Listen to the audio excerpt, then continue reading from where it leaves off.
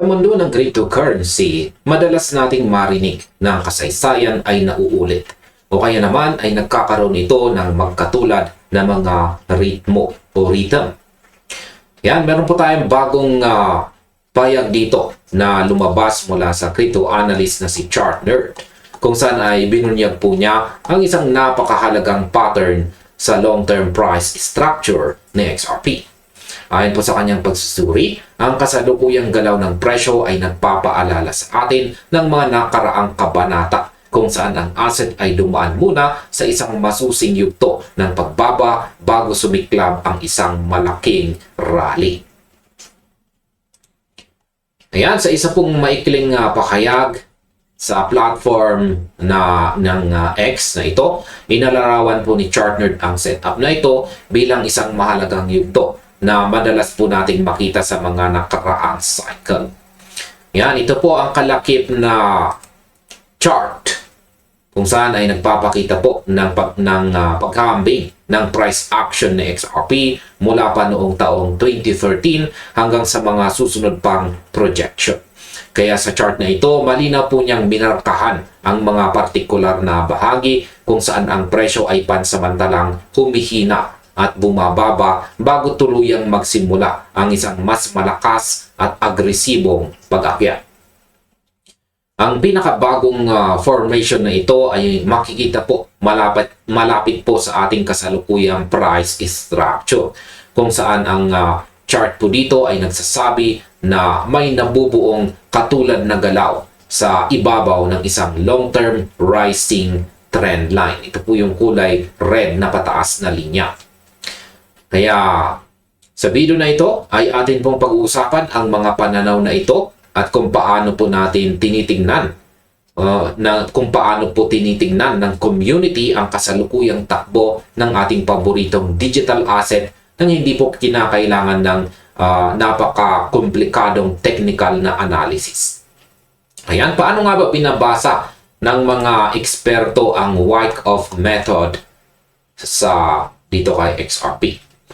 Ayan, kung susuriin natin ng malalim ang ibinahaging pananaw, ang pagsusuri po ay mukhang kumukuha ng inspirasyon mula sa kilalang Wyckoff method. Para po sa mga hindi pamilyar, ang pamamaraang ito ay gumagamit ng market structure at price behavior para matukoy kung kailan nangyayari ang accumulation o ang unti-unting pag-iipon ng mga malalaking investors bago po maganap ang transition patungo sa mas malalakas na trend. Sa ibinahaging chart po dito ni Chartnerd, ang mga tinutukoy na yugto ay lumilitaw po sa iba't ibang yugto ng kasaysayan ng XRP, kabilang na ang mga panahong naganap bago ang mga makasaysayang pag-akyat ng presyo nito sa mga nakaraang taon. Ngayon, ang kasalukuyang setup ay nagpapakita na si XRP ay patuloy po na nakikipag-trade sa ibabaw po ng isang long-term ascending red trend line. Ayan po. Ayon po sa analyst, may nakikita siyang posibleng paggalaw sa paligid ng isang dolyar or $1 na region na susundan naman ng isang projected consolidation pattern o ang yugto ng pagpapahinga ng presyo.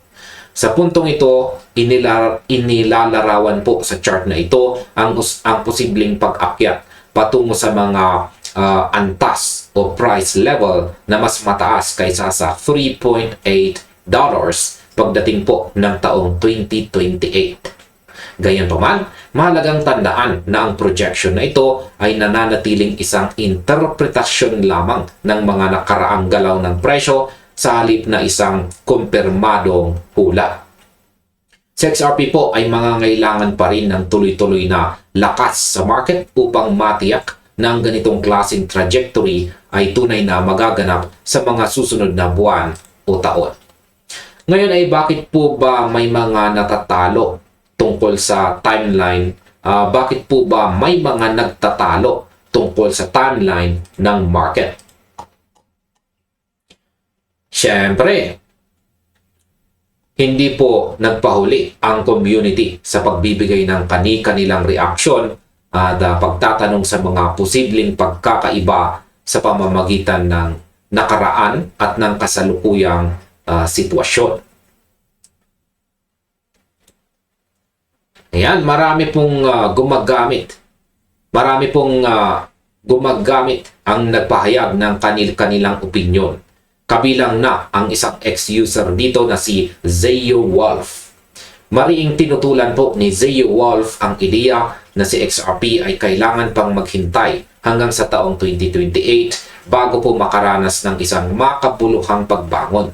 Ayon po sa kanyang pananaw, ang market ay may kakayahang gumalaw patungo sa mas mataas na mga antas ng mas maaga kaysa sa inaasahan ng marami.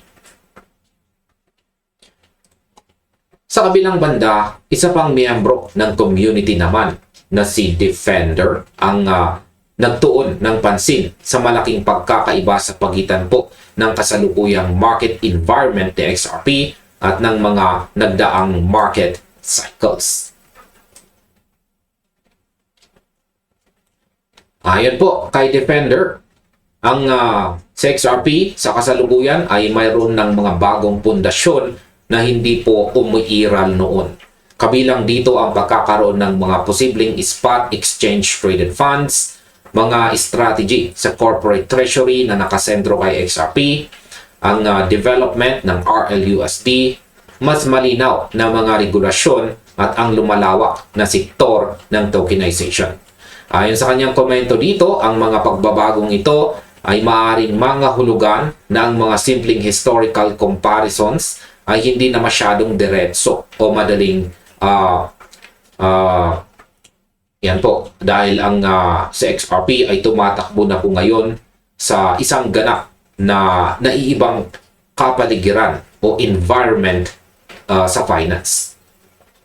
Ngayon ay paano naman po makaaapekto ang mga bagong regulasyon sa paggalaw?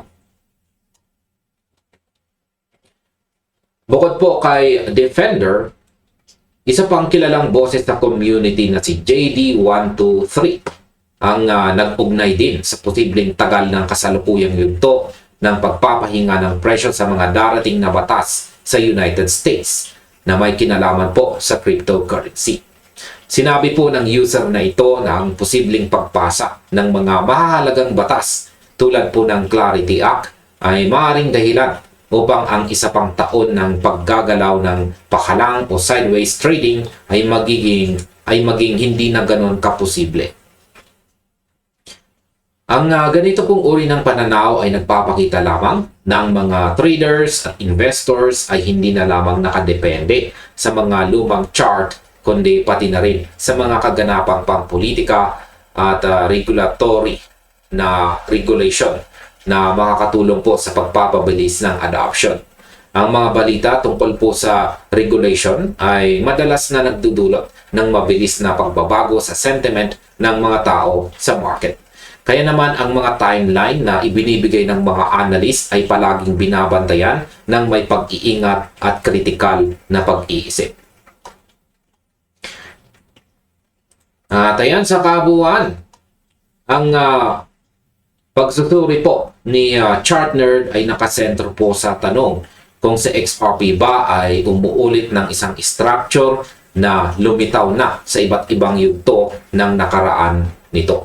Malinaw na tinutukoy po ng chart ang mga nakaraang yugto ng pagbaba bago ang malalaking pagsulong o pag-abante at ipinapahiwatig nito na may isa na namang katulad na setup na nabubuo ngayon. Ngayon pa man, ang mga komento at reaksyon mula sa iba't ibang eksperto ay nagbibigay diin sa isang napakahalagang konsiderasyon na hindi natin dapat baliwalain. Ang mga nakaraang pattern ay hindi kailanman nabubuo sa ilalim ng eksaktong magkatulad na mga kondisyon sa market. Sa XRP ngayon ay nakaharap po sa isang kapaligiran na hinuhubog ng mga institutional products, pag-unlad ng stablecoin, mga bagong hakbang sa regulasyon, at ang inisyatiba sa tokenization na sadyang hindi pa naroroon noong mga unang cycle.